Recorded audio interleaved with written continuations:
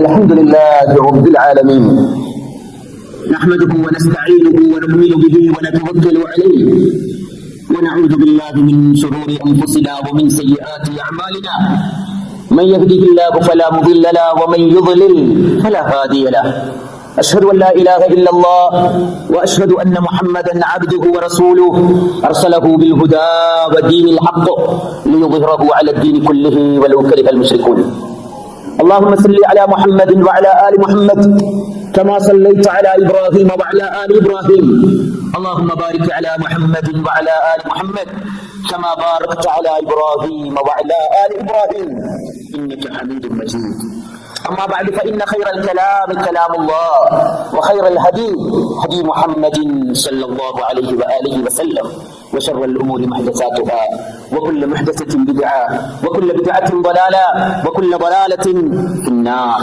أعوذ بالله من الشيطان الرجيم يا أيها الذين آمنوا اتقوا الله حق تقاته ولا تموتن إلا وأنتم مسلمون اشرح لي صدري ويسر لي أمري واحلل عقدة من لساني يفقهوا قولي وقوله تعالى ولله على الناس حج البيت من استطاع إليه سبيلا ومن كفر فإن الله غني عن العالمين ബഹുമാന്യരായ സത്യവിശ്വാസികളെ, അള്ളാഹുവിന്റെ വിധിവിലക്കുകൾ കേട്ടും അറിഞ്ഞും അനുധാവനം ചെയ്തും മുസ്ലിമായി മുഅ്മിനായി മുത്തഖിയായി അനുവദിക്കപ്പെട്ട കാലം അള്ളാഹുവിന് തൃപ്തിപ്പെട്ട രീതിയിൽ ജീവിച്ചും വഴിക്കാൻ പരിശ്രമിക്കണം, പ്രാർത്ഥിക്കണം, പഠിക്കണം എന്നെയും നിങ്ങളെയും ആമുഖമായി ഉപദേശിക്കുകയാണ്. അതിനൊക്കെയുള്ള ഒരു അവസരമാണ് സത്യത്തിൽ വെള്ളിയാഴ്ചത്തെ ഈ ദിക്ർ. അല്ലാഹുവിന്റെ വിളിയിലേക്ക് ഉത്തരം നൽകി വന്നാൽ കിട്ടുന്ന ഒരു ഗിഫ്റ്റാണ്. യാ അയ്യുഹല്ലദീന ആമനൂ ഇദാ നൂദിയ ലിസ്സലാത്തി മിൻ യൗമിൽ ജുമുഅത്തി ഫസ്ഔ ഇലാ ദിക്രില്ലാഹ്. അല്ലാഹുവിന്റെ ദിക്റിലേക്ക് നിങ്ങൾ ധൃതി പിടിച്ചു വരാൻ വേണ്ടി അല്ലാഹു വിളിച്ചു. അവർക്ക് കൊടുക്കുന്ന ഒരു ഗിഫ്റ്റാണ് 2 റക്അത്ത് നമസ്കാരം എന്ന ഏറ്റവും വലിയ ഇബാദത്തിന്റെ മുമ്പ് നസീഹത്ത് എന്ന് പറയുന്ന ഒരു കർമ്മം. ഇത് അല്ലാഹു നിശ്ചയിച്ചതാണ്. അതുകൊണ്ട് ആ അവസരങ്ങളൊക്കെ നമ്മുടെ ജീവിതത്തിൽ നമ്മൾ ഉപയോഗപ്പെടുത്തണം. നമ്മുടെ ജീവിതം, സഹോദരന്മാരെ, ഒരു പടക്കളത്തിലെ യോദ്ധാവാണ് നമ്മൾ. ഒരു യോദ്ധാവിനെ കുറിച്ച് നിങ്ങൾ ആലോചിച്ചു നോക്കി. യൂണിഫോം ധരിച്ച് ആയുധം ശരീരത്തിലേന്തി പടക്കളത്തിലേക്ക് ബിസ്മി ചൊല്ലി ഇറങ്ങിയാൽ പിന്നെ അവന്റെ ലൈഫിലെ ചോയ്സ് എന്താ? അവന്റെ ഇഷ്ടങ്ങൾക്ക്, അവന്റെ ശഹ്വത്തുകൾക്ക്, അവന്റെ താല്പര്യങ്ങൾക്ക് എവിടെയാണ് അവന്റെ ഇഷ്ടം? അവൻ വിസിലടി കാത്തിരിക്കുകയാണ്, കമാൻഡറുടെ കൈത്തര കാത്തിരിക്കുകയാണ്. എവിടേക്കാണ് പോകേണ്ടത്, എന്താണ് ചെയ്യേണ്ടതെല്ലാം അവിടുന്ന് അങ്ങോട്ട് അവന്റെ സമയത്തെ മുഴുവനും നിയന്ത്രിക്കുന്നത് അവന്റെ കമാൻഡറാണ്. ഒരു പടക്കളത്തിലെ യോദ്ധാവതാണ്. അവിടെ ഭൗതികമായ അവന്റെ താല്പര്യങ്ങളും വിചാരങ്ങളും ഒക്കെ അവൻ അതിനനുസരിച്ച് അഡ്ജസ്റ്റ് ചെയ്യും. അൽ മുഅ്മിൻ ഫി ജിഹാദിൻ ദാഇം. ഒരു മുഅ്മിൻ സദാ ജിഹാദിലാണ്, പരിശ്രമത്തിലാണ്, പടക്കളത്തിലാണ്. മയാദീനുഹു മുതഅദ്ദിദ. പക്ഷെ അവന്റെ പടക്കളം വ്യത്യസ്തമാണെന്ന് മാത്രം. മുഅ്മിൻ എന്ന നിലയിൽ എന്തെല്ലാം ജിഹാദിലാണ് നമ്മൾ ഉള്ളത്, പടക്കളത്തിലാണ് നമ്മൾ ഉള്ളത്. ജിഹാദുൻ മഅൻ നഫ്സ്, മനസാക്ഷി, മനസ്സിന്റെ ഇച്ഛ, ശരീരത്തിന്റെ ഇച്ഛകളോടുള്ള യുദ്ധം. അദൂനൽ മുബീൻ മഅ ശൈത്താൻ, പിശാചുമായുള്ള യുദ്ധം. അതേപോലെ തന്നെ ജിഹാദുൻ മഅ നഫ്സ്, എന്താ? മനസ്സെപ്പോഴും ചീത്തയെ പ്രേരിപ്പിക്കും.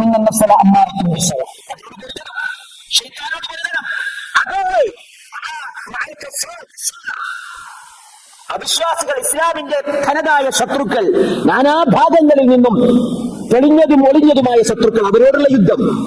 അതേപോലെ തന്നെ എന്തെല്ലാം ഇബ്ലീസും അതിന്റെ പടയാളികളോടുമുള്ള യുദ്ധം. ഈ യുദ്ധങ്ങളിലൊക്കെയാണ് നമ്മൾ. നിങ്ങൾ ചിന്തിച്ചു നോക്കി, മുഅ്മിൻ എന്ന നിലയിൽ നമ്മുടെ ഇച്ഛയോടുള്ള വലിയൊരു യുദ്ധം കഴിഞ്ഞിട്ടാണ് നമ്മൾ വരുന്നത്. ഏതാണത്? അസ്സിയാം, നോമ്പ്. നമ്മുടെ എല്ലാ താല്പര്യങ്ങളെയും അല്ലാഹുവാകുന്ന നമ്മുടെ കൽപ്പന, നമ്മുടെ ഉടമയുടെ താല്പര്യത്തിലേക്ക് അവന്റെ പടയാളിയായി നമ്മൾ ഏറ്റെടുത്തു. അപ്പൊ അവൻ പറഞ്ഞപ്പോ ഭക്ഷണം കഴിക്കുള്ളൂ.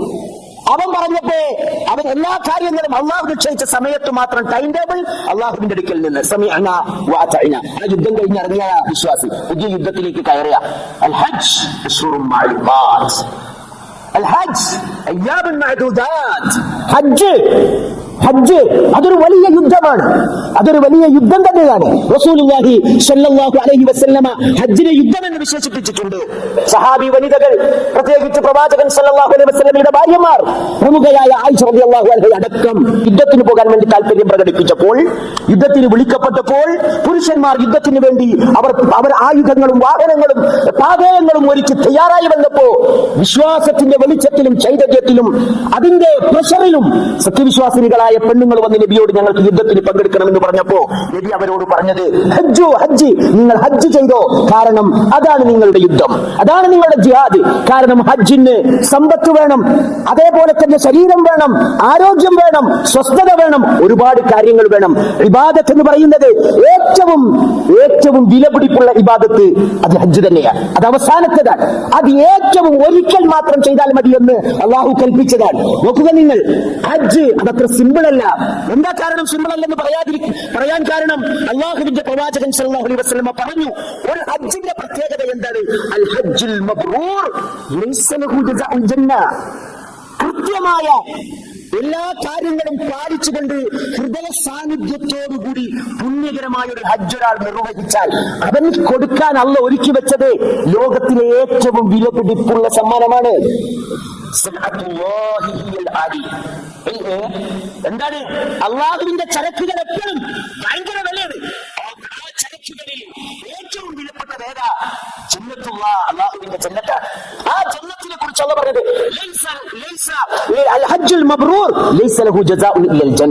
കൃത്യമായ രീതിയിൽ ഹജ്ജ് നിർവഹിച്ചവന് സ്വർഗമല്ലാതെ ഒരു പ്രതിഫലമില്ല. ഇങ്ങനെ അള്ളാഹു ഒന്നിനെ കുറിച്ചും പറഞ്ഞിട്ടില്ല. മതിയോ? ശരിയായ നിലയിൽ ആത്മാർത്ഥതയോടുകൂടി, ഈമാനോടുകൂടി, ഇഹ്തിസാബോടുകൂടി ഹലാലായ സമ്പാദ്യം സമ്പാദിച്ചു വെച്ച് ഒരുങ്ങി പുറപ്പെട്ട് ഹജ്ജ് നിർവഹിച്ച് മടങ്ങിപ്പോരുന്നവൻ ആരാണെന്നറിയോ? ആരാ? നിങ്ങളൊന്ന് ആലോചിച്ച് നമ്മളൊക്കെ ഫോണിൽ നമ്മൾ എതിർത്ത് വിചാരിക്കില്ലേ ഈ പണി ഇതൊന്നും എല്ലാം ഒന്ന് ഫോർമാറ്റ് ചെയ്ത് ഒന്നുകൂടി തലക്കം തന്നെ തുടങ്ങണം. വേണ്ടതും വേണ്ടാത്തതും ആവശ്യമില്ലാത്തടത്തേക്ക് പോയതിന്റെ ഡാറ്റയും അതിതൊക്കെ ഉണ്ട്. ഏതെങ്കിലും ഒരു സ്മാർട്ടായ ഒരു ടെക്നോ സ്മാർട്ടായ ഒരു ചെങ്ങായിന്റെ ഫോൺ എടുത്ത് നോക്കിയാൽ ഞാൻ എവിടെ പോയിക്കുന്ന ഫോൺ കാണാൻ പറ്റും. അതൊക്കെ അന്നത്തെ എന്തോ ഒരു മൂടിന് ചെയ്തു പോയതാ. ഒന്ന് മാറ്റണം, ഒരു ശുദ്ധിയുള്ളവരായി ഒന്ന് പുറത്തിറങ്ങണം എന്ന് വിചാരിക്കാറില്ലേ? ഉമ്മ പെറ്റ ദിവസത്തെ ശുദ്ധി, ഉമ്മ നമ്മെ പെറ്റ ദിവസത്തെ ശുദ്ധി തിരിച്ചു പിടിക്കാൻ സാധിക്കുമോ? ഈ നിൽക്കുന്ന ആർക്കെങ്കിലും സാധിക്കില്ല. കാരണം നമ്മളിലൊക്കെ മാലിന്യങ്ങൾ, അഴുക്കുകൾ ചേർന്നിട്ടുണ്ട്. ചില അഴുക്കുകൾ നിങ്ങൾ കണ്ടിട്ടില്ലേ? എത്ര ചോരച്ചെത്തിച്ച് കഴിക്കാലും അതിന്റെ ചില പാടുകൾ അവിടെ ഉണ്ടാകും, അതിന്റെ ചില കളറുകളെങ്കിലും അവിടെ ഉണ്ടാകും. സോപ്പിട്ട് കഴിയാലും മഞ്ഞപ്പൊടി കൂടുതലുള്ള കറി കഴിച്ചാൽ കയ്യിന്റെ നഖത്തിന്റെ സൈഡിലൊക്കെ കറിയുടെ ആ മഞ്ഞപ്പൊടിയുടെ നിറം അവിടെ ബാക്കിയുണ്ടാകും. അതാണ് നമ്മുടെ കഥ. പക്ഷേ ഒരു ഉമ്മ പെറ്റ മകനെ പോലെ തിരിച്ചു വരാൻ ഒരു ദിവസം നിങ്ങൾ അല്ലാഹുവിന്റെ ഭൂമിയിൽ ആഗ്രഹിക്കുന്നുവെങ്കിൽ നിങ്ങളുടെ മുമ്പിൽ ഒരു വഴിയുണ്ട്, ഒരു വഴിയുണ്ട്. അതെന്താണ്? അൽ ഹജ്ജുൽ മബ്റൂർ. പുണ്യകരമായ പുണ്യം നേടിത്തരുന്ന എല്ലാ ക്രൈറ്റീരിയകളും പാലിച്ചുകൊണ്ട് നിങ്ങൾ അല്ലാഹുവിന്റെ ഭവനത്തിലേക്ക് തീർത്ഥയാത്ര പോയി മടങ്ങി വന്നാൽ അല്ലാഹുവിന്റെ പ്രവാചകൻ സല്ലല്ലാഹു അലൈഹി വസല്ലം പറയുന്നു, മൻ ഹജ്ജ ഹാദൽ ബൈത്ത്, ഈ ഭവനത്തെ ഉദ്ദേശിച്ച ഒരാൾ വരികയും ഫലം യർഫുസ് വലം യഫ്സുഖ് റജഅ കയൗമി വലദതുഹു ഉമ്മുഹു, അവൻ മോശപ്രവൃത്തികളൊന്നും ചെയ്യാതിരിക്കുകയും തർക്കങ്ങളിൽ ഏർപ്പെടാതിരിക്കുകയും അശ്ലീലങ്ങൾ ചെയ്യാതിരിക്കുകയും ചെയ്താൽ സുബ്ഹാനല്ലാഹ് റജഅ കയൗമി വലദതുഹു ഉമ്മുഹു, ഉമ്മ അവനെ പ്രസവിച്ച ദിവസത്തെ അതേപോലെ അവന് മടങ്ങാം. അതാണ് ഹജ്ജ്. സഹോദരന്മാരെ, ഇങ്ങനെ ഹജ്ജിനെ കുറിച്ച് കൊതിച്ച എത്ര സമയം നമ്മുടെ ഹൃദയത്തിലുണ്ട്. അങ്ങനെ ഒരു ഹജ്ജ് ഭൂമിയിലുണ്ടെങ്കിൽ, അള്ളാഹ് എനിക്ക് തന്ന ആരോഗ്യം എന്റെ കയ്യിലുണ്ടെങ്കിൽ, അള്ളാഹ് എനിക്ക് തന്ന സമ്പത്ത് ഒരുപാട് എന്റെ കയ്യിലൂടെ കടന്നുപോയിട്ടുണ്ടെങ്കിൽ, നിർഭയത്വം, യുദ്ധമില്ലാത്ത സമാധാനത്തിന്റെ കാലം, യാത്ര ട്രാൻസ്പോർട്ട് സിസ്റ്റം വളരെ സുലഭമായിരുന്ന കാലം എന്നിലൂടെ കടന്നുപോയിട്ടുണ്ടെങ്കിൽ ഞാൻ എത്ര വട്ടം അല്ലാഹുവേ അങ്ങനെയൊരു ഹജ്ജ് എനിക്കൊന്ന് ചെയ്തെടുക്കണമെന്ന് ഞാൻ ആഗ്രഹിച്ചിട്ടുണ്ട്. സുബ്ഹാനല്ലാഹ്, ഒരുപാട് ആളുകൾ ഇന്ന് ഹജ്ജ് നിയ്യത്ത് ചെയ്ത് പുറപ്പെട്ടുകൊണ്ടിരിക്കുകയാണ്. അല്ലാഹു സുബ്ഹാനഹു വ തആല സാലിമും ഗാനിമുമായ നിലക്ക് അവർക്ക് പോയി ഹജ്ജ് ചെയ്ത് നിർവഹിച്ച് മബ്റൂറായ ഹജ്ജോടുകൂടി തിരിച്ചു വരാൻ അല്ലാഹു തൗഫീഖ് നൽകുമാറാകട്ടെ. സഹോദരന്മാരെ, അത് അല്ലാഹുവിന്റെ കൽപ്പനയാണ്.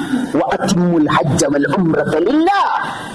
ജീവിതത്തിൽ ഒരിക്കലെങ്കിലും അള്ളാഹു പറയുന്നുണ്ട് എന്തെന്ന്, നിങ്ങൾ അള്ളാഹുവിന് വേണ്ടി ഹജ്ജും ഉംറയും പൂർത്തിയാക്കണം. നമ്മെ ഇവിടെ സൃഷ്ടിച്ച് ഇവിടെ നമുക്ക് വായുവും വെള്ളവും ഭക്ഷണവും ഒരുക്കി തന്ന് നമ്മളെ വളർത്തി നമ്മളെ മരിപ്പിക്കുന്നതിന്റെ ഇടയിൽ ഇതിന് പകരമായി അള്ളാഹുവിനുള്ള ആരാധനയായി അള്ളാഹു ചോദിച്ച നമ്മളുടെ ഉത്തരവാദിത്തത്തിലെ ഒന്ന് ഒരിക്കലും മായ്ച്ചു കളയാൻ പറ്റാത്ത ഒരു ഉത്തരവാദിത്തമാണ് ഹജ്ജ് എന്ന് പറയുന്നത്.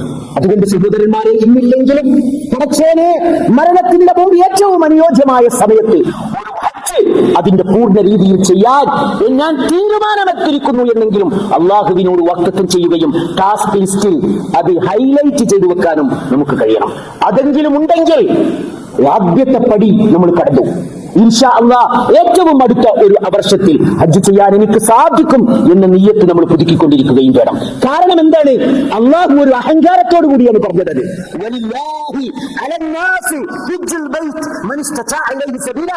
വഴികളാൽ എല്ലാത്തിനും സൗകര്യപ്പെട്ട ഏതൊരു മനുഷ്യനും അള്ളാഹുവിന് വേണ്ടി ഹജ്ജ് ചെയ്യൽ നിർബന്ധമാണ്. അതവൻ നിരസിക്കുകയാണെങ്കിൽ ومن كفر فإن الله غني عن العالمين. അറിയുക, ലോകരിൽ നിന്ന് അള്ളാഹു എത്രയോ നിരാശ്രയിലാണ്. അള്ളാഹുവിന് നിങ്ങളുടെ യാത്രയും നിങ്ങളുടെ സമ്പത്തും ഒന്നും ആവശ്യമില്ല. അത് വിചാരിച്ചിട്ടല്ല, നിങ്ങൾക്ക് വേണ്ടി നിങ്ങളെ ഏൽപ്പിച്ച ഉത്തരവാദിത്വം പൂർത്തിയാക്കി നിങ്ങൾ ആ പരീക്ഷയിൽ പാസ്സായവന് വേണ്ടി. അതാണ് ജീവിത ഒരു പരീക്ഷയുടെ. നമ്മുടെ കുട്ടികളുടെ മുമ്പിൽ ഒരുപാട് ടീനേജ് കുട്ടികൾ ഇരിക്കുന്നുണ്ട്. ഞാൻ സ്കൂളിലെ കുട്ടികളോട് പറയാറുണ്ട്, എന്താ പരീക്ഷയെ കുറിച്ച് അവർ അപരാധി പറയും, ടെസ്റ്റിനെ കുറിച്ച് അപരാധി പറയും. ഞാൻ പറയും, മക്കളെ, ഈ ദിവസത്തെ സ്കൂളിലെ ക്യാമ്പസിലെ ടെസ്റ്റാണ്, എക്സാമാണ്. എന്താ കാരണം? ലൈഫും ഒരു എക്സാമാണ്. കാരണം സ്കൂളിലെ പരീക്ഷയ്ക്കുള്ള പ്രത്യേകത എന്താണെന്നറിയോ? ആദ്യം ലെസൺസ് തരും, എന്നിട്ട് ആ ടെസ്റ്റ് എടുക്കുക. ലൈഫിന്റെ എക്സ്പെൻസ് എന്താണെന്നറിയോ? ലൈഫിന്റെ ടെസ്റ്റ് ആദ്യമുള്ള ടെസ്റ്റ് തരും, പിന്നെ അതിൽ നിന്ന് ഉത്തരം കിട്ടുക ചെയ്യാം. അല്ല, പരീക്ഷണങ്ങൾ തരും. ഇൽമു കൊണ്ട് മനസ്സിലാകാത്തവന് ഇടക്കിടക്ക് അല്ല ടെസ്റ്റ് നോട്ട് തരും. അതിൽ നിന്ന് അവർ കണ്ണു തുറക്കും. അതിന് കാത്തിരിക്കരുത്. അതുകൊണ്ട് സഹോദരന്മാരെ, അള്ളാഹു ലോകരിൽ നിന്ന് നിരാശ്രയനാണ്. അള്ളാഹുവിന് നമ്മൾ ഒന്നും വേണ്ട, മറിച്ച് നമ്മൾ അള്ളാഹുവിന്റെ അടിമയാണ്. ആ ഉടമയോട് നന്ദി ചെയ്യുന്നതിന്റെ ഭാഗമാണ് ഹജ്ജ്. ലോകം ഇന്ന് ഹജ്ജിലേക്ക് നീങ്ങുകയാണ്. അള്ളാഹു സമാധാനപൂർണ്ണമായ ഹജ്ജ്, അള്ളാഹു ലോകത്തെ ഹജ്ജ് ഉദ്ദേശിച്ച് പുറപ്പെട്ട എല്ലാ ആളുകൾക്കും, ആ രാജ്യത്തിനും അവിടുത്തെ കർമ്മങ്ങൾക്കും അവിടുത്തെ സുരക്ഷാ സംവിധാനങ്ങൾക്കും അവിടുത്തെ ആകാശത്തിനും അവിടുത്തെ കടലിനും അവിടുത്തെ മണ്ണിനും അല്ലാഹു പൂർണ്ണമായ സലാമത്ത്, അല്ലാഹു പൂർണ്ണമായ അന്ന് നൽകി അനുഗ്രഹിക്കുമാറാകട്ടെ. അഖൂലു ഖൗലി ഹാദാ വസ്തഗ്ഫിറുല്ലാഹ ലി വലക്കും ഫസ്തഗ്ഫിറൂ ഇന്നഹു ഹുവൽ ഗഫൂർ. അൽഹംദുലില്ലാഹ് അല്ലദീ ഹദാനാ ലിഹാദാ വമാ കുന്നാ ലിനഹ്തദിയ ലൗലാ അൻ ഹദാനല്ലാഹ്. വസ്സലാത്തു വസ്സലാമു അലാ അശ്റഫിൽ മുർസലീൻ വഅലാ ആലിഹി വസഹ്ബിഹി അജ്മഈൻ. അമ്മാ ബഅദ് റബ്ബി ഇശ്റഹ് ലി സദ്രി വയസ്സിർ ലി അംരി لساني يفقهوا قولي. أعوذ بالله من الشيطان الرجيم. يا أيها الذين آمنوا اتقوا الله حق تقاته ولا تموتن إلا وأنتم مسلمون.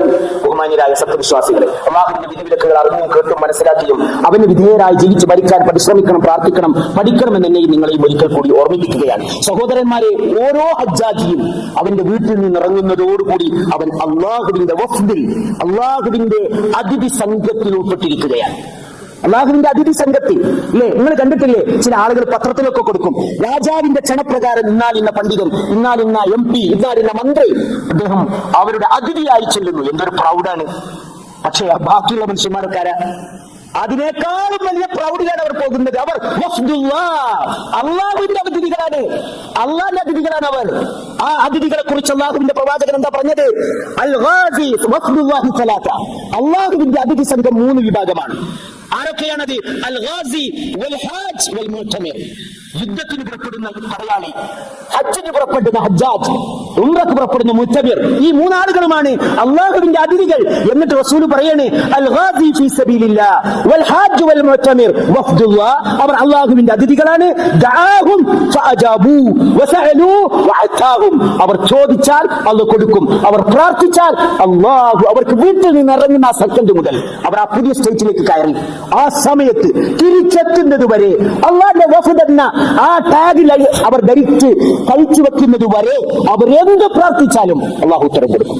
സുബ്ഹാനല്ലാഹ്. അതുകൊണ്ട് ഹജ്ജിന് പോകുന്നവരോട് പ്രാർത്ഥനയ്ക്ക് വേണ്ടി പ്രത്യേകം വസിയത്ത് ചെയ്യുക. ഹജ്ജിന് പുറപ്പെടുന്ന വിചാരിച്ച ആളുകൾക്ക് അള്ളാഹു സുരക്ഷിതമായ ഹജ്ജ് പൂർത്തിയാക്കി തിരിച്ചു വരാൻ അള്ളാഹു തൗഫീഖ് നൽകുമാറാകട്ടെ. اللهم اغفر للمؤمنين والمؤمنات والمسلمين والمسلمات والاحياء منهم والاموات انك مجيب الدعوات يا قاضي الحاجات. اللهم اعز الاسلام والمسلمين واذل الشرك والمشركين. اللهم انا نعوذ بك من الزلازل والمحن ونعوذ بك من الشرور والفتن ما ظهر منها وما بطن. اللهم وفق اميرنا وولي عهده لما تحب وترضى وخذ بنواصيهما للبر والتقوى واجعل هذا البلد امنا مطمئنا سخاء رخاء وسائر بلاد المسلمين. اللهم رب اغفر لنا ولاخواننا الذين سبقونا بالايمان ولا تجعل في قلوبنا غلا للذين امنوا ربنا انك رؤوف رحيم. ربنا هب لنا من ازواجنا وذرياتنا قرة اعين واجعلنا للمتقين اماما. ربنا اصرف عنا عذاب جهنم ان عذابها كان غراما انها ساءت مستقرا ومقاما. اللهم اغفر لحينا وميتنا وشاهدنا وغائبنا وذكرنا وانثانا وصغيرنا وكبيرنا. اللهم انك منا احيه على الاسلام.